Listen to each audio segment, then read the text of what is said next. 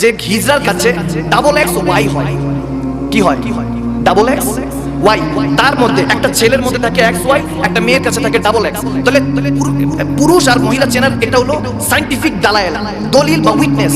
কিন্তু হিজরাতের মধ্যে double X Y থাকে। সে চিন্তা করলো, সায়েন্টিস্টরা চিন্তা করলো যে একটা এক্স বাড়তি এক্স কোথা থেকে আসলো, কারণ এক্স ওয়াই হলো ছেলে আর ডাবল এক্স হলে মেয়ে।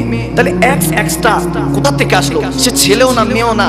কিন্তু আমার নবী, দয়াল নবী রাহমাতুল্লিল আলামিন বলেছেন, যখন মা বোনদের 3 দিন 5 দিন 7 দিন যখন তারা অপবিত্র অবস্থায় থাকে, হায়েজ নেফাস হয়, ওই অবস্থায় স্বামীদেরকে হুকুম দিয়েছে তোমরা মিলন মিশা অর্থাৎ সহবাস মিলন করো না। কারণ সেই সময় যখন করো ওয়াসওয়াসিসিল খন্নাস, তোমার মধ্যে যে শয়তান, একটা খন্নাস নামের খুবই শয়তান আছে, সে সামনে চলে আসে। তখন তুমি মিলন করছো না তোমার ওয়াইফের সাথে, ওই অপবিত্রতা, ওই যখন মা বোনদের অপবিত্র অবস্থায় থাকে, তখন তুমি যখন মিলন করো তখন ওই খন্নাসটা আসে, শয়তান দ্বারা ওই মহিলার সাথে মিলন হয়, তখন গিয়ে একটা হিজড়া জন্ম নেয়।